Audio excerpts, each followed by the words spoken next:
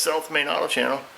So we've got a 06 Grand Cherokee that was brought in here with an overheat condition, and it only happens when the vehicle sits stationary. So for example, she's at the bank drive-through or the McDonald's drive-through or anything like that, sitting at a red light any kind of extended period of time, temperature creeps up, dinger goes off, and that's that. Now it has not boiled over or anything like that, and before I even sit and let it get hot, because apparently when you go down the road, temperature runs normal, that tells me right off the bat that the cooling fans aren't working. So I turn on the AC, I don't see the fans kick on. I don't want to let it just sit here and roast. So we're going to grab the scan tool, we're going to bidirectionally try to control the fan and see what's going on with that, and if we see that it's junk, we'll get a new fan, change that out, chase down that circuit, whatever we got to do. Alright, so on this one, because I know you guys love new toys, we are going to be playing with the Bosch Master Tech. It's their VCI module. So this is the module they use for J2534 programming, and it also gives us the functions of a OBD2 scan tool. So we got that plugged in, we got the key on, so now we'll just go ahead, we'll go into our VCI Manager here, and we will connect to our interface device. Open up the Shop Foreman Pro. It's their software that they use, that Bosch uses. We'll come in here and we will go to domestic applications. Of course, it does have just your standard, you know, OBD2 also, but this is pretty good on a lot of OEs. I don't even know what I want to say here. A lot of domestics and Asians where we'll have bidirectional controls. You know, on a regular generic type scan tool. So I haven't used it a lot. I've played with this for a little while now. Done some programming and stuff like that with it. So we'll go in here to powertrain. And we'll click down. We'll go to PCM. We'll just see. We should have some bidirectional control here for this fan. Let that get loaded up. Alright, so you can use your arrow keys, you can use your mouse, but you got to use this little, little keypad over here. So we want OBD controls, and I think we're going to be, yeah, it's 1 and 9, so yeah, we're going to be under the actuator test. So we'll go actuators. And then cooling fan, we have cooling fan 1 and 2, so I think we got a high and a low speed. Let's just see. What we do is high and a low, it's because it's got 4 wires there, or 3 wires, something. Let's see, what is that? Yeah, it's got a resistor block on the fan, so let's see. So we will go enter, key on, engine off, safety precautions, you know us, safety third. So right arrow to activate, left arrow to end control, so we'll go enter. What data list do we want? I guess it really doesn't matter. We just want to use this in a test light. Alright, so it gives us our data list, which you can scroll down through here if you like. Let's see if we can get to, okay, so our cooling fan 1, that PID stays active down there. Alright, so technically if we hit right, I heard the relays turn on here. I hear the relay clicking. That shuts it off. Okay, I did not hear the fans turn on. Let me grab a test light. Taking come on, little fella. We'll get our fan unplugged. Grab this back probe here. So we're just going to go right across these terminals. I don't care who's who. Just front probe in one of them. We'll hook up our test light. The fan is not seized up. It does spin, but must just be an open circuit here. So I'll go across these terminals. Obviously, right now we have nothing. Oh, can you guys see the test light? Try to hold that where you can see it. Now I'll take and toggle this on with the right arrow key. We can see our test light lights up now. It should toggle. Yeah. So you can see that. So that's that. That's the end of this diagnosis.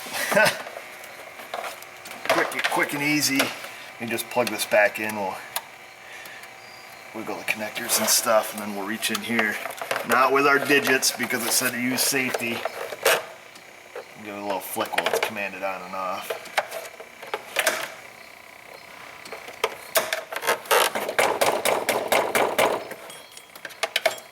That's all she wrote, folks. It needs a fan.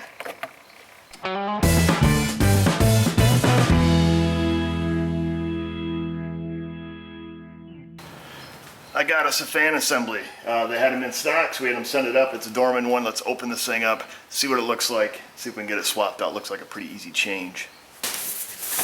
Whoa, handle with care. Open this end. That's very specific.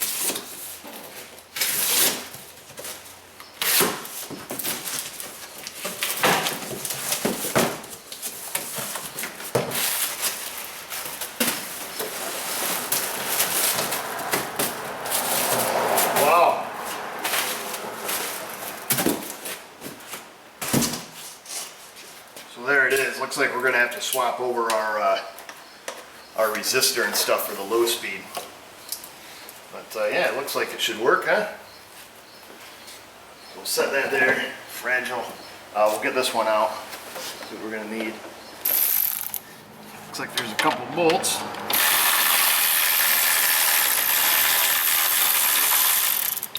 Alright. Our accumulator or something right here.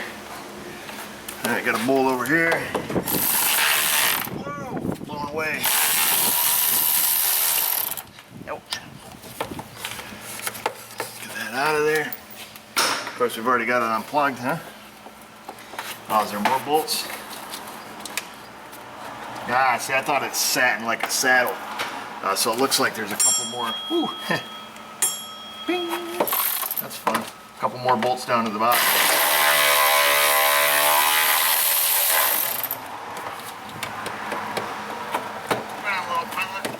There she is. And there's a big bulkhead plug down towards the bottom too. Get this last bolt out, and then we'll get that electrical connector undone. Those 4 bolts, they took a 10mm socket. We got a big jumbo connector down here. Oh, yeah, right, dude.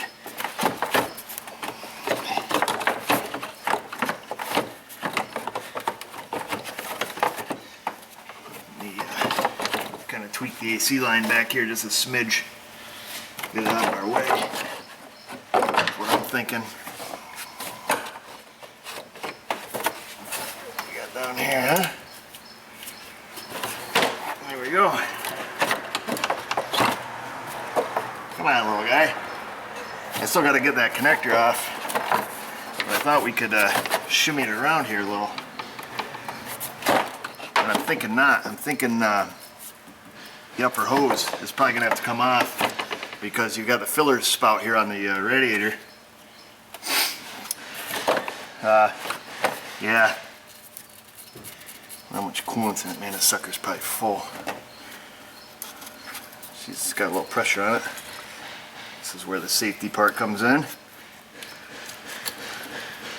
Oh, she's full to the top, fella. Let me get a fluid extractor. Oh, here she comes. Cover that back up before we make a big mess. We'll suck a little bit out. I'll have to get some pliers or something on the release down here for the electrical connector. I just can't squeeze it enough with my fingers. I don't think. Man alive. No, I can't. We'll get that undone. We'll unhook this hose, and then I think it'll slide straight up out. Take and get a little fluid out of here.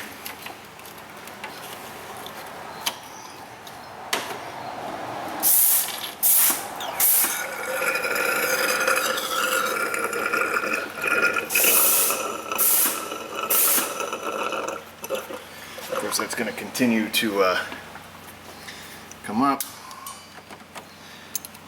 Hopefully we can do this without a huge mess.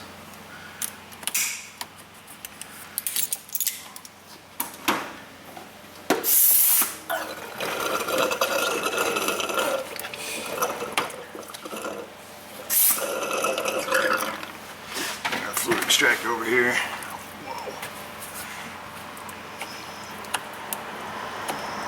Come on, little guy, get in there.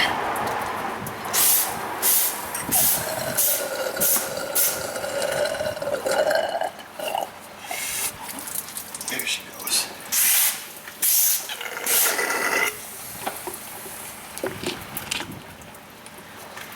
Draw her down a little bit. Perfect. Look at this mess.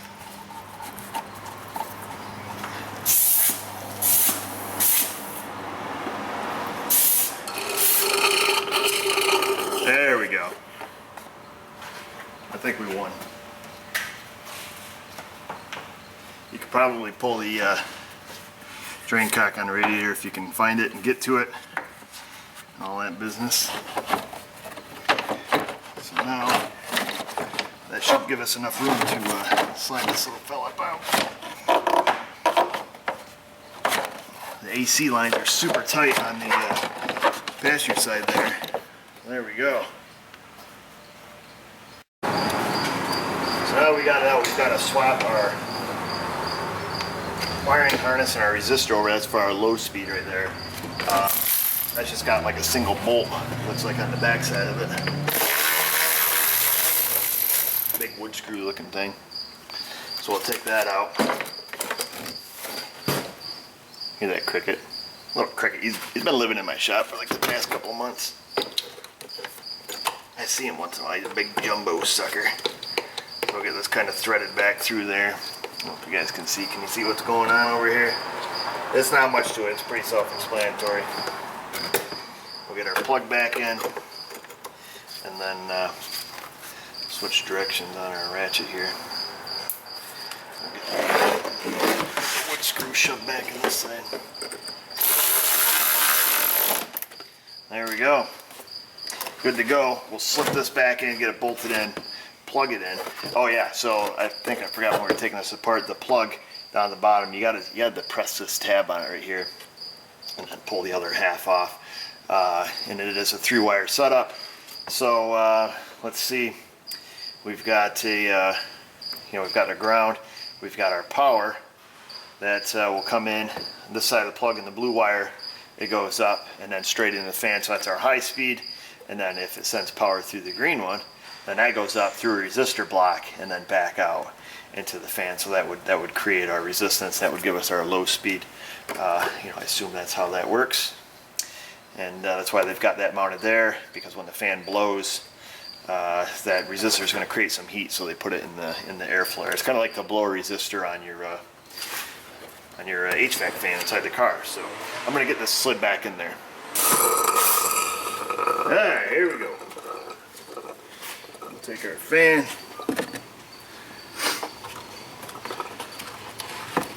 We can slip it in there all slippery. Got some tranny lines down there. And scoop them out of your way. Again, like I say, the AC is the tight part. Get our wires out of the way. There is a ledge on the bottom of the radiator that this kind of sits on, That's why I thought it sat in some saddles at first. We'll get our connector plugged in. Let's get our hose hooked up before we make any more of a mess. Yeah, just like that. Minimal mess. We'll just have to top off the coolant. Not a big deal. Sometimes cleaning up a little mess is easier than screwing around trying to drain the radiator and stuff like that. I think you might agree, or maybe disagree. Get rid of that. Let me find my bolts here. Alright. We'll get this one on first. So this one over here goes through the receiver dryer and through the fan shroud at the same time. We'll just put them in there loosely. It is aftermarket fan, so hopefully all of our holes line up. That's what we're hoping for. Let's let me loosen this one back up a little bit more. That can Okay, there we go. That gives us some liberty to move that around. And it's kind of a poke and hope here. That one lined up. That's 2.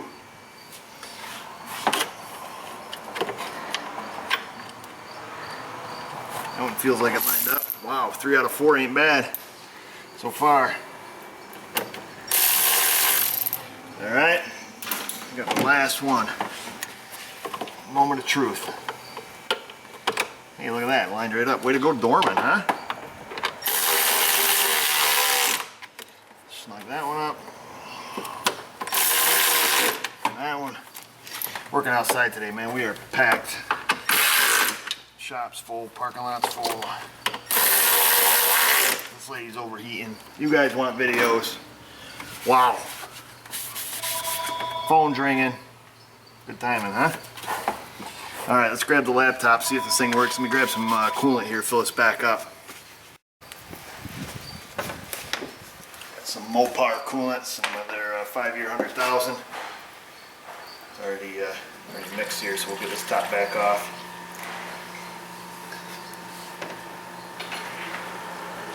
Actually, the radiator probably stayed full. I see the reservoir is pulled down quite a bit.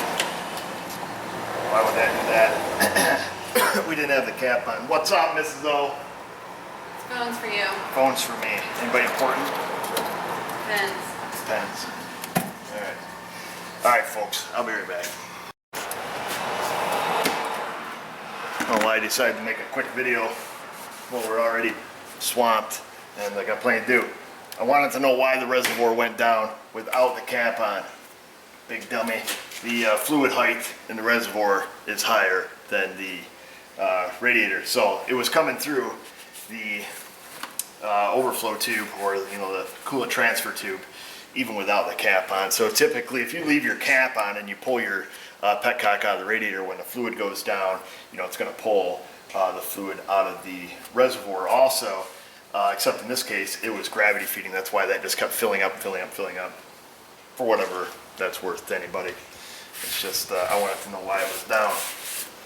And that's that. So let's grab our scan tool now and get back to our original problem and see if the fan works. Alright, so we're loading back up here. Let's see, we're going to go back into part. So you can use the keys, so you got to use the F1 keys on this. Scroll down, we'll go to PCM.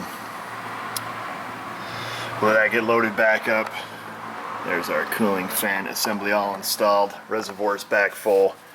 Coolant's back in the hose. If you do drain it down, too much, you're gonna have to bleed the system out. Sometimes these plugs, they don't like to come out in that aluminum housing there. So we'll go down, we'll go F3, and enter for actuators. We'll go down to cooling fan 1. Enter, I don't care what data list we'll just pick the first one there. Then we'll right arrow. There she is. She's getting ramped up.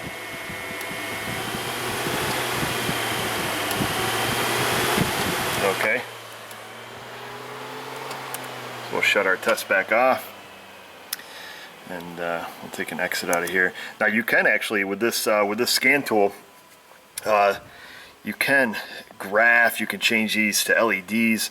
There is quite a few functions here. I haven't gone through all of them. I don't know what cooling fan 2 is. I assume it's probably like our, possibly our low speed side. We'll just make sure that that works.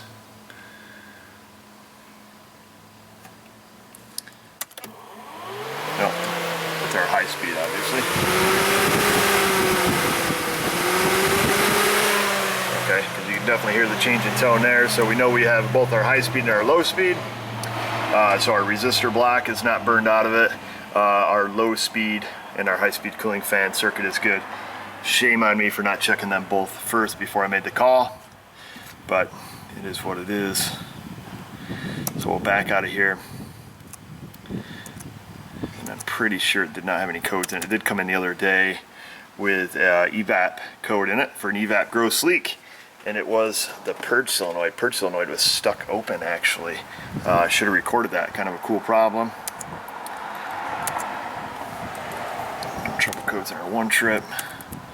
Probably has some stored yet. Evap purge circuit, so that's from where I unplugged it the other day. Currently the engine light is not on. I put the purge on it, had the lady drive it, the light went out on its own, so that's our confirmed fix with that.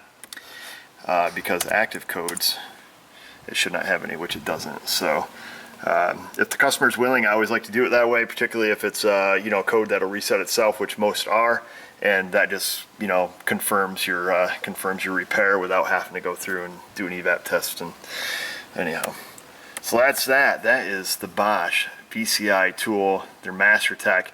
Neat tool to have. It probably costs less than most scan tools for the interface device. And then the beauty of it is now you have a device that you have, you know, a scan tool with, you know, bidirectional controls for most manufacturers. Every one that I've been on so far has had bidirectional controls. You also have a generic, you know, OBD2 scan tool, and you have a programming interface. So now you have the factory Honda tool, you've got the factory Toyota tool, and you can flash program most everything. So pretty cool tool. Definitely check that out. I know a lot of people kind of whine and complain on our channel because we're always switching scan tools and doing different things, and I don't know. I like to try different tools. A lot of them are, you know, more capable. Some are less capable than others. For what this is, I'm pretty impressed so far.